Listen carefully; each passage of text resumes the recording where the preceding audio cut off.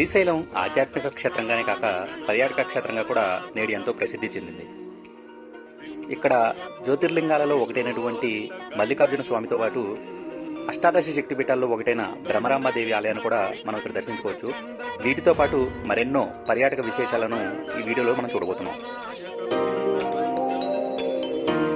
పాతాళగంగ స్నానఘట్టాలు. భక్తులు పాతాళగంగలో స్నానాలు చేయడం కోసం విఠలాంబ నిర్మించిన మెట్లను పునరుద్ధరించి స్నానఘట్టాలను నిర్మించడం జరిగింది. భక్తులు ఈ మెట్ల వెంట వెళ్లి పవిత్రమైన పాతాళగంగలో స్నానం చేసి చెంబుతో నీళ్లను తీసుకువచ్చి మల్లికార్జున స్వామిని అభిషేకిస్తారు. ఈ పాతాళగంగను చేరుకోవడానికి నేడు రోప్వే సదుపాయం కూడా ఉంది.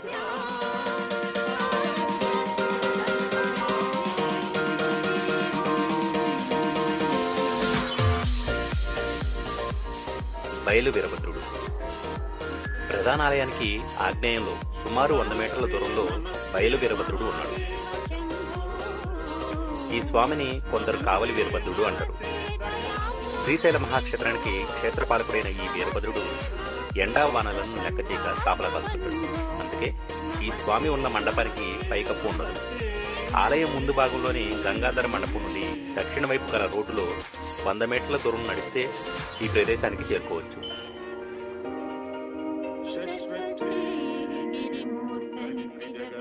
శివాజీ స్ఫూర్తి కేంద్రం.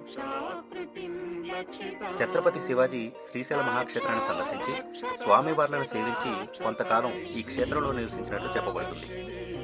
ఆలయానికి ఉత్తరాన శివాజీ గోపురానికి ఎదురుగా శివాజీ నివసించిన భవనంగా చెప్పబడుతూ 50 ఏళ్లకు పూర్వం వరకు ఒక కట్టడం శిథిలావస్థలో ఉండేది.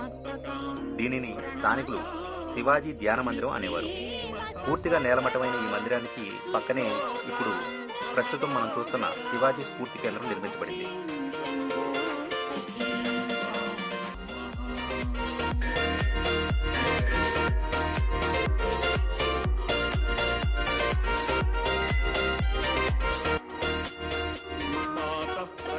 సాక్షి గణపతి. సాక్షి గణపతి ఆలయం ప్రధాన ఆలయానికి 2 కిలోమీటర్ల దూరంలో ఉంటుంది. భక్తులు శ్రీశైల క్షేత్రాన్ని సందర్శించినట్లు కైలాసంలో సాక్షి చెబుతారు కనుక ఈ స్వామిని సాక్షి గణపతి అంటారు. యాత్రికులు ఈ స్వామిని సేవించి తమ గోత్రనామాలు చెప్పుకుంటారు. ఈ గణపతి విగ్రహం భక్తుల పేర్లను నమోదు చేసుకుంటున్నట్లుగా ఉంటుంది. నల్లని రాతితో మలచబడిన ఈ విగ్రహం భక్తుల హృదయాలు ఇట్టే ఆకర్షిస్తుంది.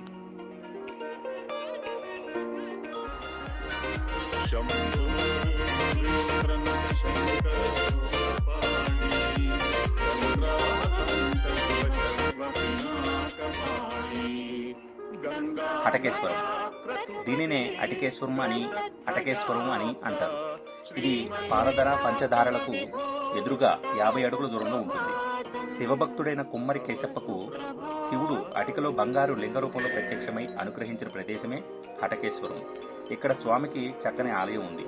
శ్రీశైలాన్ని సందర్శించిన భక్తులు తప్పనిసరిగా సాక్షి గణపతితో పాటు ఈ హటకేశ్వరాన్ని కూడా దర్శిస్తారు.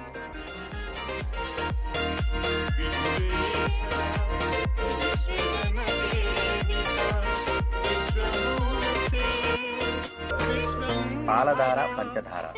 ఇది సాక్షి గణపతి ఆలయానికి 1 కిలోమీటర్ దూరంలో ఉంటుంది. చక్కని కొండలోయలో ప్రశాంతంగా ఉన్న ఈ ప్రదేశం ఆధ్యాత్మిక నావకు చుక్కాని వంటి ఆదిశంకరాచార్యులు తపస్సు చేశారని, ఇక్కడే శివానంద లహరి గ్రంథాన్ని రాశారని చెబుతారు. ఇక్కడ ఆదిశంకరులు ఉన్న గుహ కూడా ఉంది. కంచి పీఠాధిపతులు ఇక్కడ ఆదిశంకరులు తపస్సు చేసిన ప్రదేశాన్ని యోగ దృష్టితో చెప్పడం వల్ల ఆ ప్రదేశంలో దేవస్థానం వారు శంకరాచార్యులు వారి పాలరాతి విగ్రహాన్ని ప్రతిష్ఠించారు. ఈ ప్రదేశంలో దిగడానికి మెట్లు ఉన్నాయి. మెట్లు దిగగానే ఎడమవైపు ఒక చోట నుండి ఒక నీటి దార, ప్రక్కనే 5 నీటి దారులు ఉన్నాయి. మొదటిది శివుని పాలభాగం నుండి ఉద్భవించింది కాగా మిగిలిన 5 ధారలు శివుని యొక్క పంచముఖాల నుండి ఉద్భవించినవి. పాలధార తెల్లగాను పంచధారలు తీయగాను ఉండటం వల్ల వీటిని పాలధార పంచధార అని కూడా అంటారు. ప్రస్తుతం పంచధారలు కలిసి ఒకే ధారగా ప్రవహిస్తున్నాయి. ప్రక్కనే ఉన్న పాలధారకు దీనికి రుచిలో తేడా ఉండటం మనం గమనిస్తాం. ఈ పాలధార పంచధారలు నిరంతరంగా ప్రవహిస్తూనే ఉంటాయి. ఆ నీరు ఎక్కడికి పోతుందో తెలియదు, కానీ ఆ ప్రాంతంలో కానీ ప్రక్కన ఉన్న లోయలో కానీ ఈ నీళ్లు కనపడవు. కొంత దూరం పోయాక ఇదే నీరు గోపవతి అనే పేరుతో పాతాళ గంగలో కలుస్తుందని శ్రీశైల ఖండం చెబుతుంది.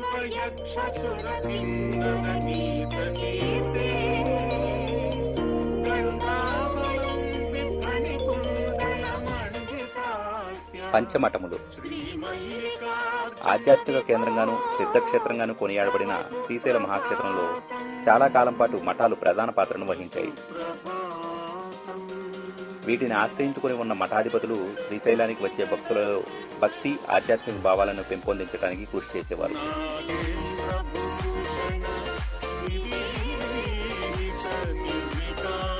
హేమారెడ్డి మల్లమ్మ ఆలయం మల్లికార్జున స్వామి ఆలయానికి దగ్గరగా ఉన్న ఈ ఆలయం తన జీవితమంతా శ్రీశైల మల్లికార్జున స్వామికి అంకితం చేసిన భక్తురాలు హేమారెడ్డికి అంకితం చేయబడింది.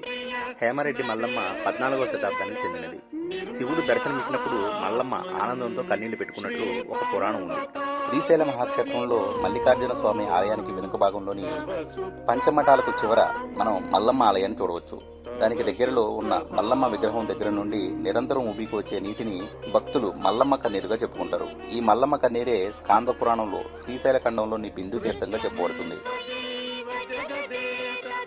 చెంచులక్ష్మి ట్రైబల్ మ్యూజియం శ్రీశైల ప్రవేశ మార్గం వద్ద ఉంటుంది ఈ చెంచులక్ష్మి ట్రైబల్ మ్యూజియం.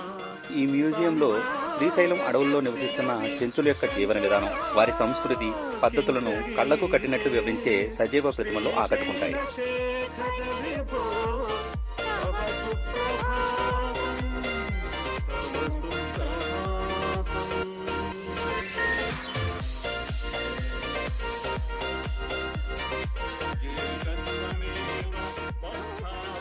మ్యూజియం సమీపంలో డైనోసార్, గిరిజనుల గుడిసెలు మొదలైన చిత్రాలతో కూడిన ఒక పార్కును కూడా చూడవచ్చు.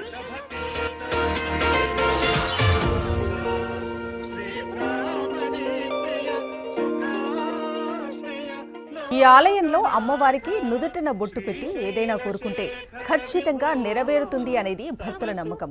చతుర్భుజాలతో దర్శనమిచ్చే ఈ అమ్మవారి దర్శనం అంత ఈజీగా దొరకదు. స్థానిక పోలీసులు, ఆలయ అధికారులు, రాజకీయ నాయకుల రికమెండేషన్ ఉంటే తప్ప అమ్మవారి దర్శన భాగ్యం కలగదు. 41 రోజుల్లోనే కోరిన కోరికలు తీర్చే ఈ అమ్మవారిని దర్శించుకోవటానికి తండోపతండాలుగా భక్తులు వస్తున్నా అధికారులు ఎందుకు అడ్డుకుంటున్నారు? ఇంతకీ ఈ ఆలయం ఎక్కడుంది? ఆ అమ్మవారు ఎవరు? అడవిలో కొలువైన అమ్మవారిని దర్శించుకోవాలంటే రాళ్లు రప్పలు దాటుకుని ప్రయాణం చేస్తేనే సాధ్యం. ఎన్నో ప్రయాసలు పడి ఆలయానికి చేరుకోగానే కష్టమంతా మర్చిపోతారు భక్తులు.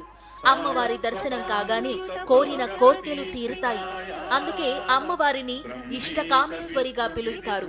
శ్రీశైలం మల్లన్న స్వామి ఆలయానికి దగ్గరలోనే నల్లమల్ల అడవుల్లో ఉంది ఇష్టకామేశ్వరి అమ్మవారి దేవాలయం. శ్రీశైలం నుంచి డోర్నాలకు వెళ్లే మార్గానికి సమీపంలో ఉంది ఈ ఆలయం. దట్టమైన నల్లమల అడవిలో సుదూర ప్రయాణం చేసి అమ్మవారి సన్నిధికి చేరుకుంటుంటారు భక్తులు. పక్షుల కిలకిలారావాలు, జలపాతాల సవ్వడి మధ్య సాగే ప్రయాణం భలే ఆహ్లాదకరంగా ఉంటుందని చెప్తారు ఇక్కడకు వచ్చిన భక్తులు. ఆలయంలో అమ్మవారు 4 చేతులతో దర్శనమిస్తుంది. 2 చేతులలో తామర పూలు, మిగిలిన 2 చేతుల్లో జపమాల, శివలింగం ధరించి కనిపిస్తుంది. విష్ణు ధర్మోత్తర పురాణంలో పార్వతీదేవి రుద్రాక్షమాల, శివలింగాన్ని ధరించి ఉంటుందని చెప్తారు. అందుకే ఇష్టకామేశ్వరిని పార్వతీదేవి స్వరూపంగా కొలుస్తారు. ఇష్టకామేశ్వరి నుదుటిపై కుంకుమ బొట్టు పెట్టి మనసులో కష్టాన్ని కోర్కెను చెప్పుకుంటే 41 రోజుల్లో నెరవేరుతుందట. ఈ ఆలయంలోని అమ్మవారికి బొట్టు పెట్టినప్పుడు విగ్రహం మామూలుగానే ఉన్నా నుదురు మాత్రం మెత్తగా అనిపిస్తుందని చెబుతారు ఇష్టకామేశ్వరిని దర్శించుకున్న భక్తులు. ఇష్టకామేశ్వరి అమ్మవారి ఆలయానికి చేరుకోవాలంటే అటవీ శాఖ అధికారుల అనుమతి తప్పనిసరి. కారు, బైక్ లాంటి సొంత వాహనాల్లో ఇక్కడికి వెళ్లలేము. రహదారి మొత్తం గుట్టలు, మట్టి ఉంటుంది. అందుకే భక్తుల సౌకర్యార్థం అటవీ శాఖ వారు జీపుని ఏర్పాటు చేస్తున్నారు. దట్టమైన అటవీ ప్రాంతం కావటం వల్ల రోజుకు కేవలం 120 మంది భక్తులకు మాత్రమే అనుమతి ఉంటుంది.